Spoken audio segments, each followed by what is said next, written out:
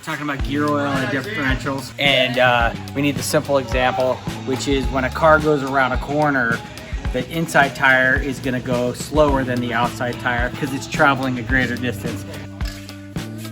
Obviously, the outside tire is going way more distance than the inside tire. The inside wheel will have to spin slower than the outside wheel.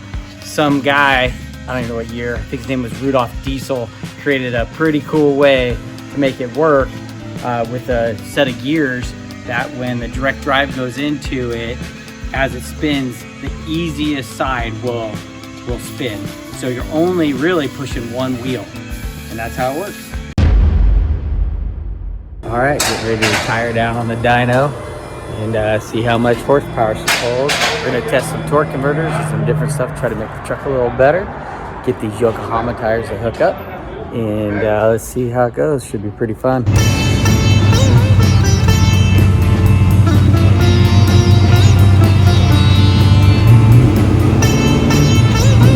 We have a problem. We got a misfire, he said, in one cylinder. It's pretty crazy how like a tuned dyno guy can find, say, oh, it's one cylinder. Like, how do you know it's one cylinder? Well, he knows. He knew he had a problem last time I brought it here, just hearing it running in the parking lot. Well, now we know. Sorry, Ray, I just thought it was a fuel. If it was consistent and it sounded like you were hitting like a true rev limiter, possibly. But what I felt when I did the pull was felt like one cylinder misfire. There's an art to reading spark plugs. A lot of times, well, just like he did, you rev the motor real high and then you turn it off, and then you could look to see how much fuel and the coloration on the spark plug. What we're looking for is shiny little pieces of metal that will look like glitter. And if you see glitter on there, then you know the cylinder is running lean, whether it be because of low fuel pressure or a vacuum leak or something like that. Okay, so it's like a little bit of a wearing right there.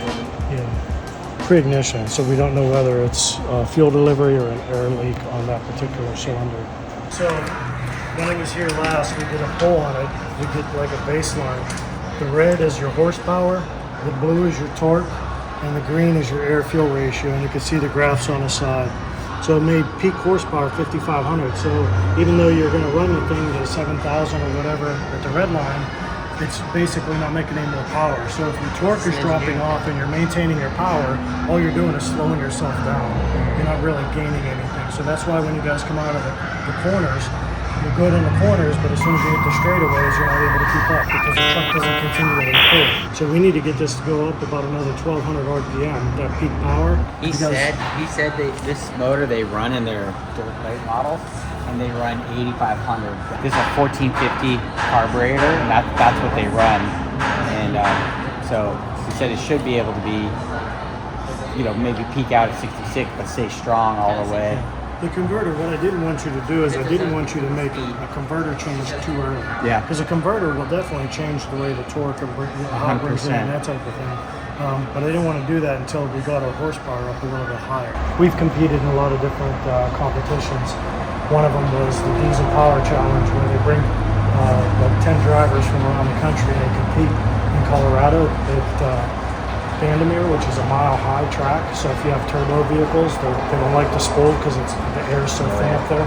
That's why they compete out there. So we've competed in that and won the Dyno Challenge and all that stuff. So, but we've seen it. There's some video, some truck on a portable dyno just exploding. Oh yeah. There's quite a few of them. Guys will get stupid on the dyno, especially if it's one of the towed around dynos that go to events because they don't have the load control. So basically, it's almost like if you were to jack the wheels up on the car and start spinning them. As soon as you hit the throttle, it's going to be that initial hit. But then once the wheels are spinning, there's no resistance. So you get a big diesel truck that's spraying nitrous or something like that, or they're trying to run on kill to make a number. On a dyno like that, they'll overspin them and they'll just grenade. And they literally implode. So it gets pretty gnarly.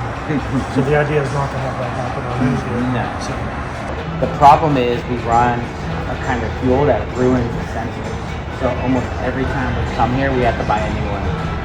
Also, if we want later, we could wire the truck to The dashboard is smart enough to be able to read it and log that data. Kind of a pain in the butt because you have to wire the sensor settings into the dash, program the dash, and then you also have to wire a preheater, which is more complexity to the truck, and we're trying to keep it really simple so we don't have any mechanical issues. And everything you add to the truck can break. I don't want to say I was lazy and didn't do it, but kind of. Chris, you get one lesson. That's all you get, and you better do it right, bro. A very important sticker. Or the knee. You don't want to mess up the kids, even though you're one of them. No pressure, Chris.